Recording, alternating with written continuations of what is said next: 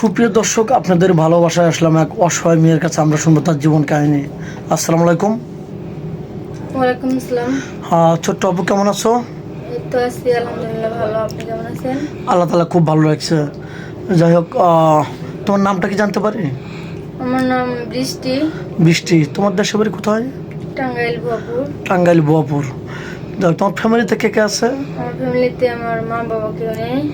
আমি আমার চাচুর কাছে মানুষ হয়েছি, সো আমি এখন অসহায়। ও আচ্ছা, যাই হোক, তোমার মা বাবা নেই বলতে কি মারা গেছেন নাকি ছোটবেলায় রেখে চলে গেছেন, কোনটা? হ্যাঁ, ছোটবেলায় রেখে মারা গেছে। ও আচ্ছা আচ্ছা, তোমার চাচ্চুর কাছে তুমি বড় হয়েছো, এই তো? হ্যাঁ, আমার চাচুর কাছে বড় হয়েছি। আচ্ছা, পড়াশোনা কতটুকু করেছো? বেশি পড়াশোনা করতে পারিনি, মা বাবা নেই। এইট, মানে তারও একটু নাম আছে না, 8 পর্যন্ত এসেছে, পরীক্ষা দিছো কোনটা? এই পর্যন্ত ও, এই করছি। পর্যন্ত লেখাপড়া করছো। তোমার লেখাপড়া কি আরো ইচ্ছুক ছিল? মানে হ্যাঁ, ইচ্ছুক ছিল কিন্তু করতে পারিনি, ও, মা বাবা কেউ নেই, আর্থিক সমস্যা। আর্থিক সংকটের জন্য করতে পারো না, তাই না? তো যাই হোক, আমাদের ক্যামেরার সামনে কি জন্য আসছো আর কেমনে জানছো যে আমাদের ক্যামেরার সামনে গেলে আসছি, উপকার হতে পারে? আমি অনেক জায়গায় ঘুরছি, চাকরি বাকরির জন্য পাইনি, সো আমার খাওয়ার মতো কিছু নেই, থাকার মতো জায়গা নেই। সো সেই জন্য আপনাদের ক্যামেরার সামনে আসছি যে আমার পাশে যদি কেউ থাকে, আমি একটা অসহায় মেয়ে আর কি, তার জন্য আসছি।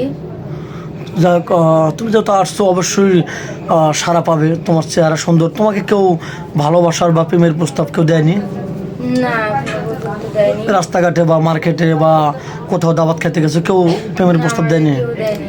কেন এত সুন্দর চেহারা, তোমাকে প্রেমের দেয়নি প্রস্তাব? কারণ আমি একটা অসহায়, আমার আর্থিক সামর্থ্য নেই, কারণ কিভাবে আমার এই প্রেমের প্রস্তাব দিবে? মানে তুমি বলতে চাচ্ছো যে যার টাকা নাই এই যুগে তার কোনো দাম নেই, তার ভালোবাসা নেই। মানে চেহারা দেখে না নাকি? না, না, টাকা থাকলে পরে ভালোবাসা হয় না। যাই হোক, তুমি যে আসছো, কোনো প্রবাসী ভাই তোমাকে বিয়ে করে যদি বাইরে নিয়ে যেতে চাই, তুমি কি যাবে? হ্যাঁ, আমি যাবো, আমার কোনো আপত্তি নেই।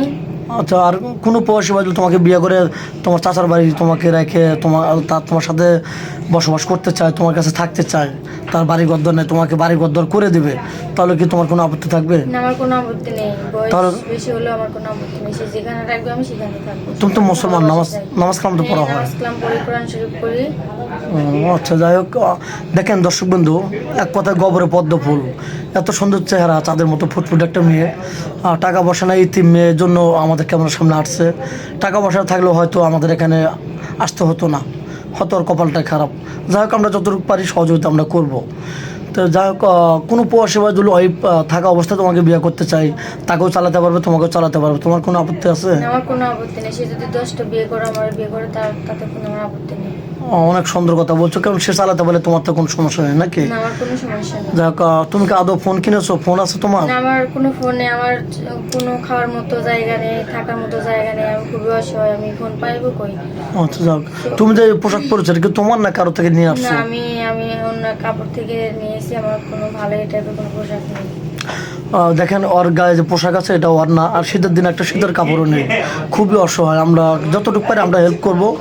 আর দর্শক বন্ধু, আপনারা হেল্প করলে হেল্প করতে পারেন। আর বিয়ের সাথে করতে চাইলে আমাদের নাম্বার দেওয়া থাকবে স্ক্রিনে, মানে ইউটিউব চ্যানেল কর্তৃপক্ষ নাম্বার দেওয়া থাকবে। কেউ ভিডিও কল দেবেন না, দয়া করে ভিডিও কল দিলে ব্লক করতে বাধ্য হবো। ভালো থাকবেন, সুস্থ থাকবেন, এই জন্য এবারের মতো শেষ করতে চাই। আল্লাহ হাফেজ।